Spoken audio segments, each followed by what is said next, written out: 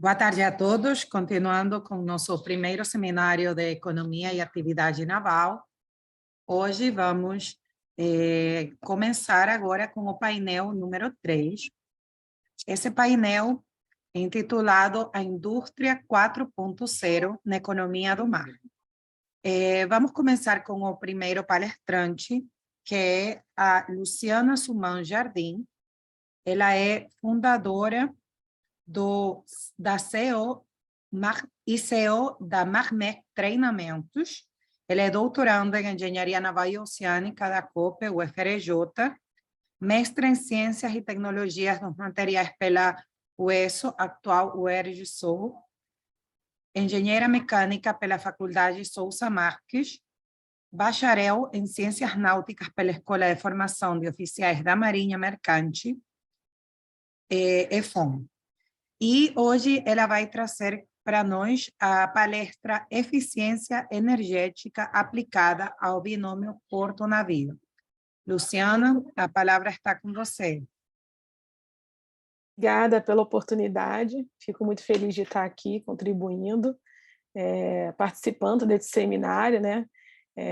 De alguma maneira, eu sou ex-estudante, né? da UESA, atual UERJ-Sul, então eu me sinto meio que voltando para casa, né? Isso é muito legal. Só que, de vez de ser como aluna, agora, de alguma maneira, contribuindo com os colegas, né? Eu vou aqui compartilhar a tela, tá? E aí veja se aparece para mim, por favor, Maricruz.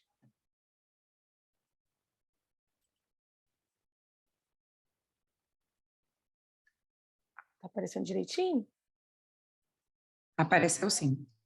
Ah, que legal. Bom, eu não consigo ver os chats, então, se quem estiver acompanhando os chats e puder, se alguém quiser fazer uma pergunta, só me alertar, tá bom? Bom, senhores, é um prazer estar aqui com vocês, né? Hoje nós vamos estar falando sobre eficiência energética, né? Um tema super falado hoje na indústria, né? E a gente vai falar ela aplicando ao binômio porto-navio. Esse binômio, esse termo binômio porto-navio, quem cunhou é minha xará, Luciana Guerizzi, né? Que, inclusive, a gente chama a Lady dos Portos, né? Ela dá aula junto comigo na pós do Instituto Beckman, né? De gestão marítima e portuária. E ela que cunhou esse termo, binômio porto-navio, e aí eu trouxe isso dentro do contexto de eficiência energética, né? E aí nós começamos a perceber que não adianta falar apenas de eficiência energética só ou para porto ou só para navio. Na verdade, é uma parceria, né? É o que nós vamos ver daqui a pouquinho. Bom, o conteúdo da palestra, a gente vai falar sobre a responsabilidade de porto-navio nas mudanças climáticas, né? Vamos falar sobre eficiência e sustentabilidade das instalações portuárias, normas e guias aplicadas à eficiência energética. Aí vocês vão ver que as normas para porto são diferentes para navio, tá? Eficiência energética aplicada à operação e administração do porto, a interface navio-porto aplicada à eficiência energética, né? E o consumo e eficiência da energia disponível, né? Super importante falar. Muitas das vezes vem umas tecnologias que a gente, com muitas promessas, mas quando você começa a perceber todo ou o ciclo de vida, ou como ela é implementada dentro de um cenário mais holístico, né? Dentro de uma visão mais holística dentro de um cenário, você percebe que essa eficiência não é tão alta. Então, é super importante você ter uma visão holística quando se fala em eficiência energética e não ficar atrelada apenas a um player, ou só navio ou só porto. Bom, um pouquinho de mim, né? Ano passado eu participei, né, da entrevista da revista Portos e Navios, né, onde eu falei sobre a descarbonização na indústria marítima no Brasil. Junto a mim tinha outras pessoas participantes da delegação brasileira, tá? Tem um outro artigo que eu escrevo junto com a Flávia Nico, também para Portos e Navios, já mais focado para Porto, né? Navios rumo à cidade portuária sustentável, né? Muitas das normas que hoje conhecemos, muito faladas, inclusive no nosso setor, como, por exemplo, a redução de enxofre para 0,5,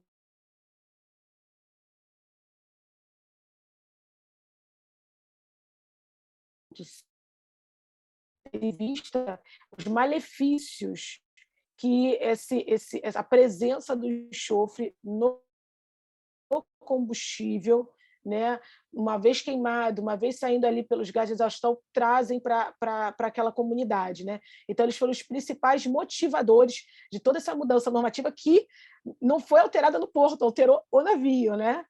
Então, é um texto que eu falo sobre isso e sobre outros poluentes, né, que impactaram também na questão do porto. Tem também um projeto que, junto à Bianca, inclusive apresentei esse projeto no MTS, no Marine Technology Society, esse ano, em Houston, semana passada, né? Eu apresentei ele. Foi até muito legal, porque quando apresentei os dados, eu utilizei a metodologia da INCA, né? A INCA estava presente. E a INCA, inclusive no momento de respostas e perguntas, ela disse assim: olha, os seus dados deram match com os meus, hein? Isso foi legal, né? É uma maneira de ver que estamos caminhando, estamos todos indo para sem se falar, mas estamos todos indo para uma única direção, né? Isso é muito legal. E esse projeto foi desenvolvido junto à ABEAN, né? A Associação Brasileira de Empresas do Apoio Marítimo, né? E aí a gente está falando sobre eficiência energética aplicada aos navios de posicionamento dinâmico. Né? A maioria dos navios de apoio marítimo, eles possuem um sistema de posicionamento dinâmico que muda bastante coisa relacionada a um navio convencional. Tá? Bom, conforme o protocolo de Quioto, as emissões de CO2 de transporte marítimo internacional elas não podem ser atribuídas a nenhuma economia nacional, né? Ou particular, devido à natureza global. Né? Portanto, a IMO tem buscado, através da eficiência energética, a limitação e redução das emissões de gás de efeito estufa do transporte marítimo internacional, reconhecendo assim a magnitude do desafio. É aquela questão, né? A responsabilidade é de todos, mas não no mesmo nível. Né? Então, é super importante esse entendimento, porque a gente hoje fala sobre eficiência energética e coloca, muitas das vezes, normas e padrões que atuam em todo um cenário mundial, porém, os atores têm especificidades diferentes, têm uma história diferente, inclusive de contribuição. A história de contribuição do CO2 de um país como o Brasil é muito diferente de uma história de contribuição de CO2 de um país de primeiro mundo. Né? Então, esse protocolo de Quioto, que é muita gente fala sobre o Acordo de Paris, né? Mas é o protocolo de Quioto que move dentro da IMO as nuances, né? Relacionadas a navio e acaba atuando um pouco no porto. Tá? Só que o porto está muito mais ligado à sociedade, ele está muito mais ligado ao termo comum. E aí o Quioto acaba não sendo tão presente para eles, tão familiar como o Acordo de Paris é mais familiar para eles, né? Principalmente para a galera de terra ou que trabalha na parte portuária. O nosso transporte eficiente, será que ele é? Bom, olha aí, temos aí uma comparação, a fonte é da ANTAC, né, onde ela compara 3 modais diferentes, hidrovia, ferrovia e rodovia, e aí ele bota assim, transportar 1 tonelada por 1.000 quilômetros. Quais desses possui ou traz uma maior eficiência? Veja que a hidrovia, né, ganha de lavada em cima da rodovia. Né? Então, é super importante a gente ver que nosso transporte, o transporte marítimo no mundo, é o mais eficiente comparando a outros modais.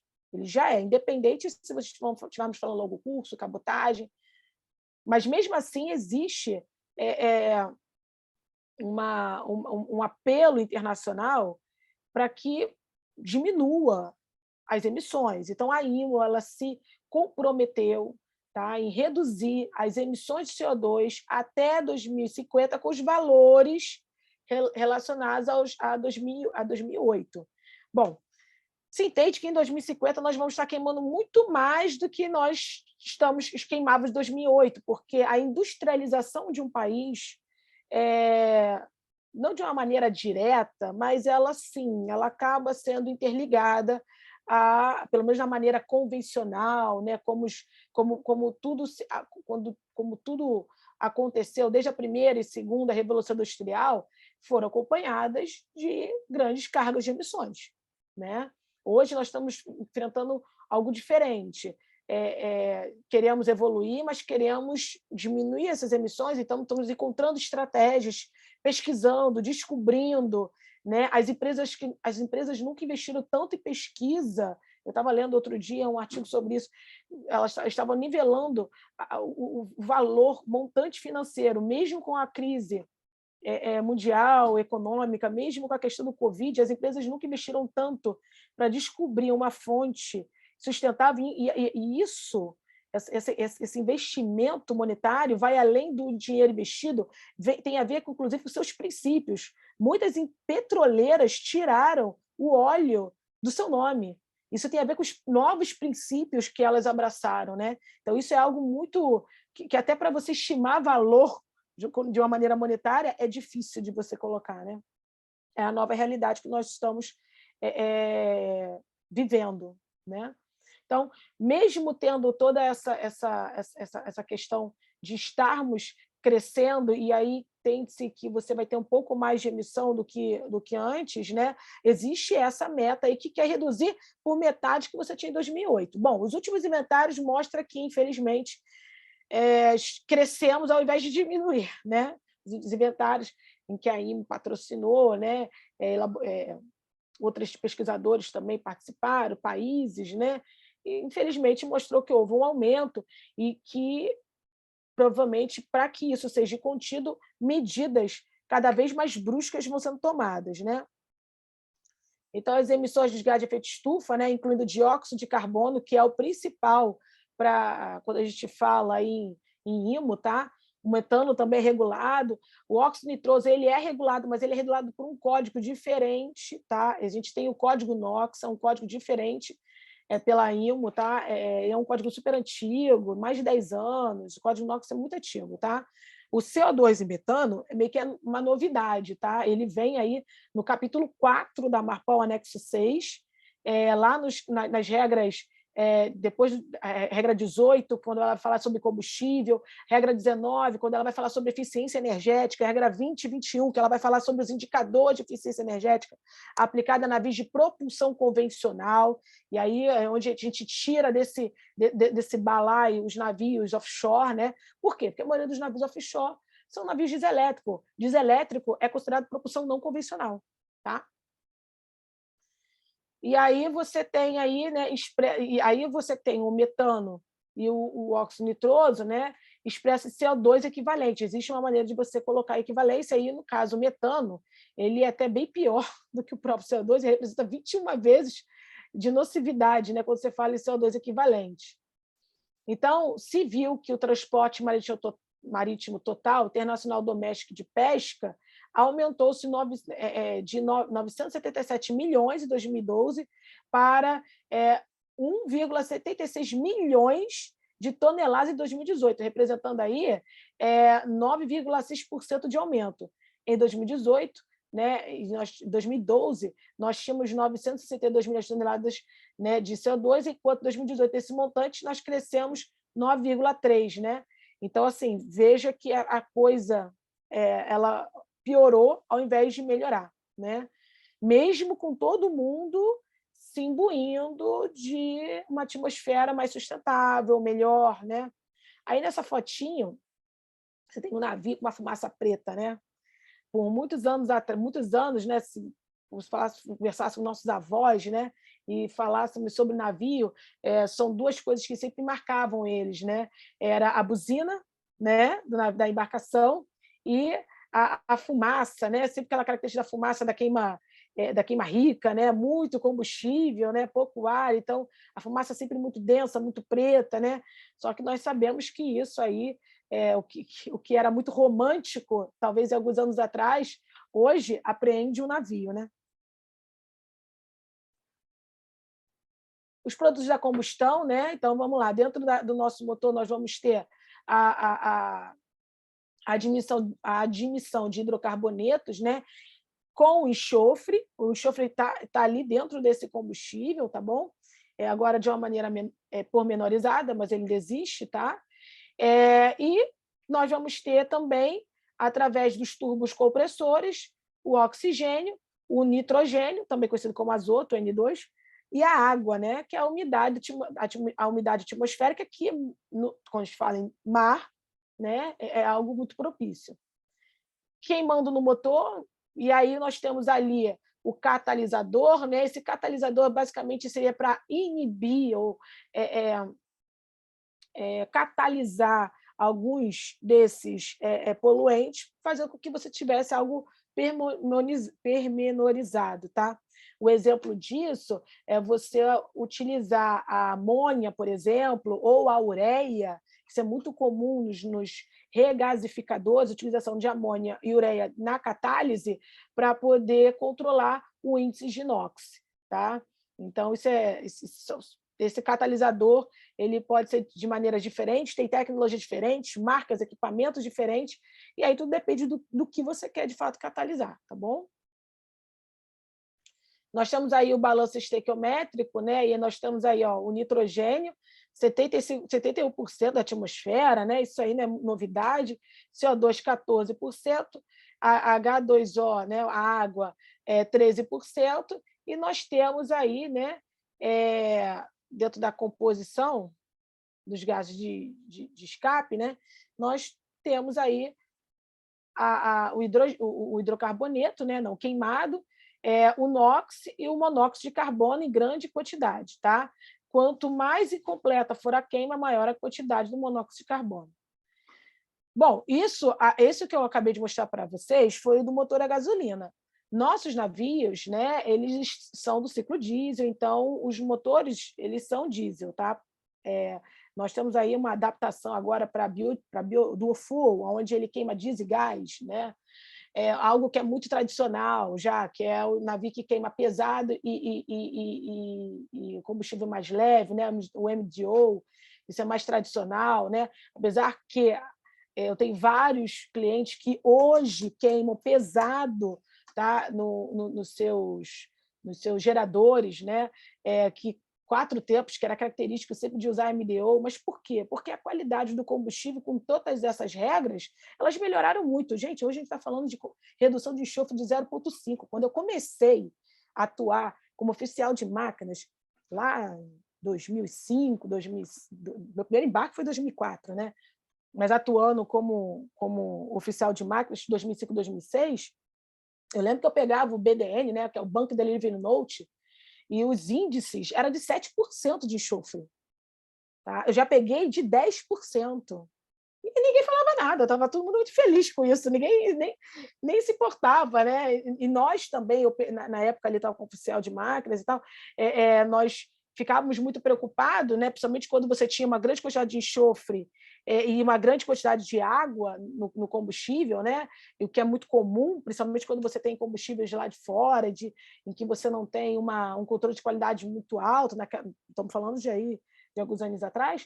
Quando você tinha isso, a formação de ácido sulfúrico era algo assim quase que iminente, e nós íamos com certeza ter problema nas camisas, teríamos problema na oxidação das tubulações. Então, o nosso cuidado, o nosso receio não era a ver com o meio ambiente, tinha a ver com a performance e também a segurança do nosso equipamento. Né? Mas veja, hoje a coisa já mudou. Além da segurança, da performance do equipamento, estamos pensando sim no meio ambiente. Né? Então, quando a gente fala aí de um motor diesel, 67% é nitrogênio, o oxigênio, né, H2O e CO2, né, em 12%, 11% a água, 10% o O2. nós temos aí 0,3, né, desse montante aí, que é o SOx, né, que é o óxido de enxofre, materiais particulados, combustível não queimado, né, o NOx e monóxido de carbono. Tá?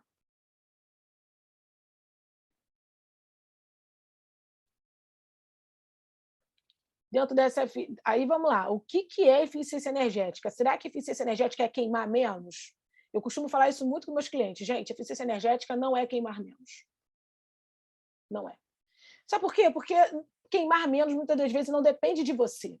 Não depende. Depende. Muitas das vezes, eu estou falando de um shuttle, tem a ver com a logística da operadora. Eles obedecem à logística, têm uma velocidade regulada e tem um time que você tem que garantir por contrato. Então, assim, a grande questão é queimar melhor.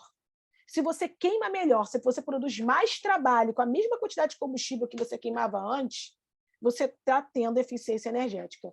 Então, vamos lá. Combustão completa, está entrando aí 70 kmol de combustível junto com ar. Está dando aí de calor, tá? Energia, 100 kW e está gerando produtos. Quando eu falo da combustão incompleta, olha o que está acontecendo. Né? Eu estou tendo 100 kmol de combustível, mais o ar, e eu estou produzindo o mesmo trabalho, ou seja, eu estou produzindo o mesmo trabalho, a mesma energia, que para dar dessa energia, se produzir trabalho, ainda tem mais alguma coisa, né? Ainda tem mais perdinhas aí, né? Mas eu estou produzindo a mesma quantidade de energia, só que eu preciso de mais combustível. Por quê? Lembra que eu coloquei aqui, mostrei no slide anterior, que tem uma parte de combustível que acaba não sendo queimado, ou não é queimado na sua totalidade, ou ele não é queimado a ponto de gerar energia, vira borra, né? Vira algo inútil ali para o nosso processo. Né? Isso faz com que você tenha uma perda de eficiência. Então, assim, a grande questão é queimar melhor. Bom, por que eu falei ali energia? Quando eu falei trabalho, eu corrigi logo para energia, porque nem tudo que você produz ali de energia, ela de fato se transforma em trabalho, né? Você tem as perdas, né? Você tem as perdas aí, entra pelas paredes, pelas pulgas, pelo isolamento. Quando a gente está falando de navio, é tudo mais complexo do que uma indústria convencional, porque além de a gente lidar com as vibrações dos próprios equipamentos, você tem as tensões combinadas da própria embarcação, né? Você está ali na tração, flexão, torção o tempo todo. Os seus equipamentos, o navio, ele está se movendo e está todo mundo junto se movendo. Então, junto com aquela vibração toda, você ainda tem a vibração do equipamento, obviamente que você acaba tendo muitas perdas, né? E aí, isso você descobrir aonde estão essas perdas, aí está o pulo do gato, né?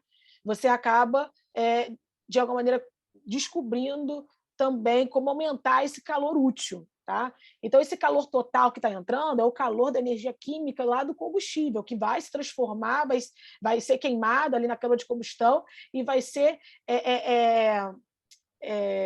distribuído para dentro do motor como gás de exaustão, que pode ser perda, que é uma perda, mas é uma perda que você pode ser pormenorizada através do Waste Gas Recovery, tá? Através dos economizadores, que já é uma coisa mais convencional, né? Através de adoção de aproveitamento daquilo que teoricamente seria desperdiçado. Tá? Então, nós temos aí, de novo, né? Nós temos a câmara de combustão, aonde está entrando, né? 1 kmol de combustível mais o ar, e aí você vai ter aqui a saída dos subprodutos. Tá? Responsabilidade do porto e navio nas mudanças climáticas, né? A fumaça, né, como a gente fala, como muitos falam, né, é um nome técnico, não cujo nome técnico é gás de exaustão, né?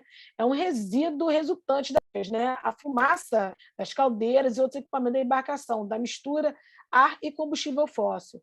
A transformação da energia química em energia mecânica aparece para a cidade ao ser lançada na atmosfera, geralmente pela chaminé da embarcação. Né? Por que geralmente? Porque se você tiver um power pack, você vai ter uma chaminé segregada, você vai ter todo um sistema de exaustão segregado para aquele sistema de geração extra que você está colocando no barco, tá? Isso é muito comum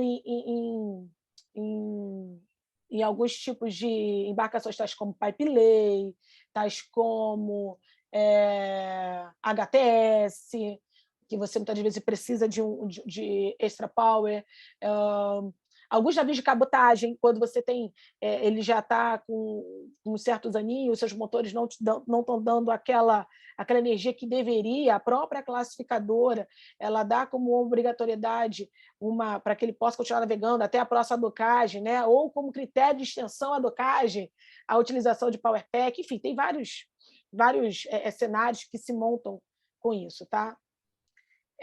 Dentro dos componentes de gás de exaustão, ou fumaça, né, como alguns chamam, os que trazem as maiores preocupações para o binômio cidade, portuário e navio são monóxido de carbono, dióxido de carbono, né, o óxido nitroso, o óxido de enxofre, e os materiais particulados. Os gases de maior preocupação quanto às emissões são oriundos da combustão não estequiométrica, que é aquela que há tantos gases que não conseguimos equilibrá-los quimicamente, que é a categoria de combustão que traz a nostálgica fumaça preta. Isso aí é um trecho do artigo que eu faço junto com a Flávia Nico, né?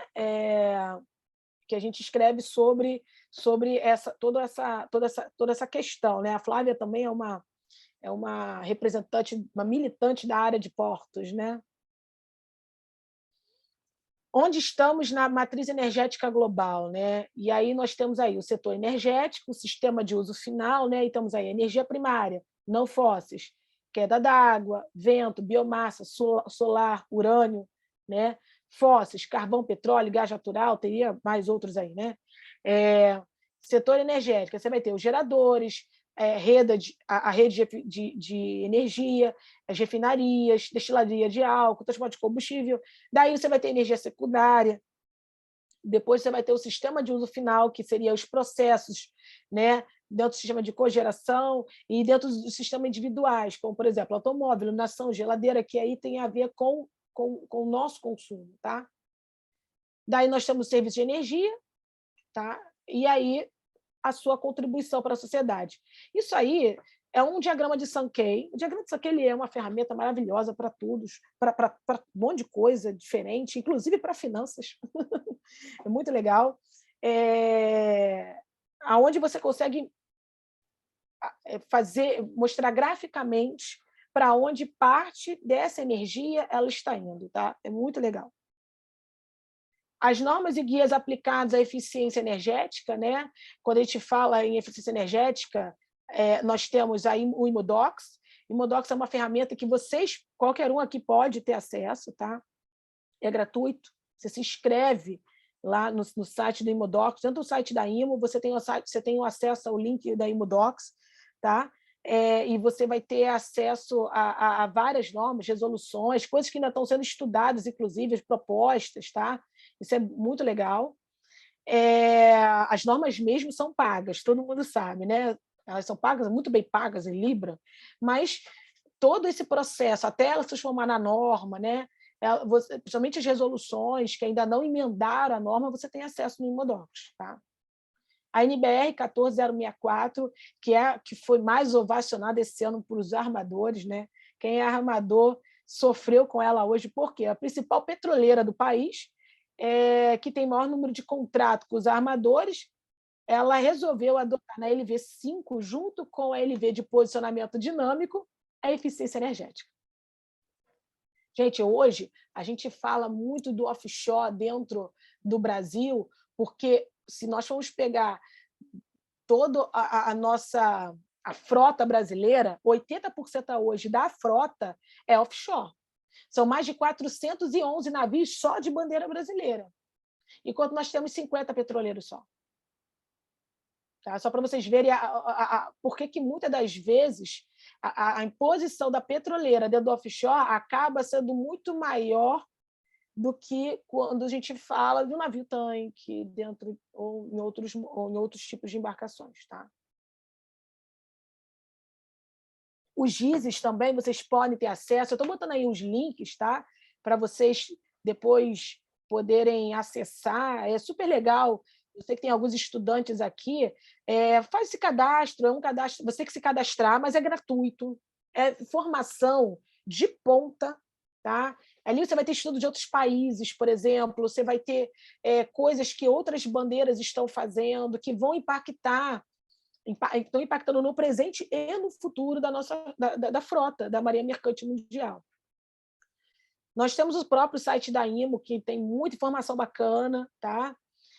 As nossas normãs, tá? Principalmente a norma 1 e a norma 20, tá? São as normas que mais têm a ver com essa questão de poluição, tá?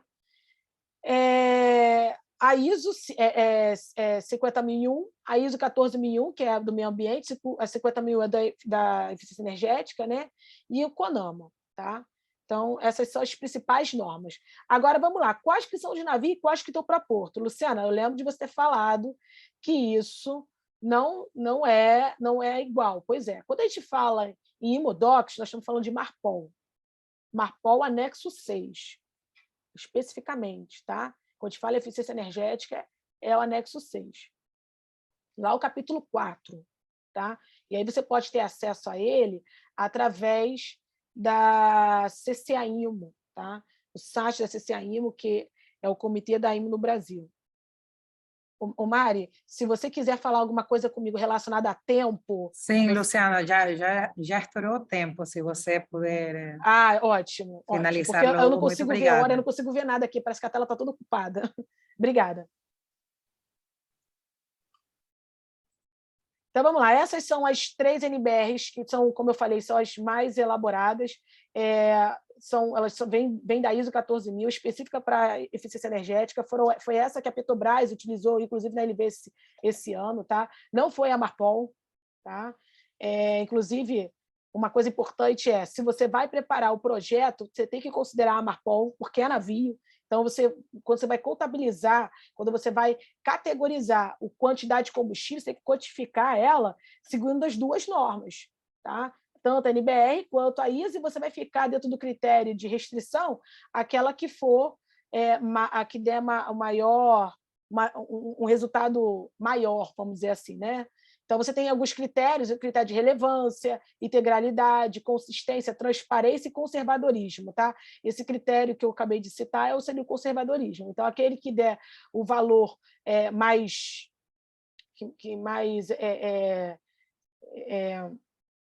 conservador é esse que você vai utilizar. Tá?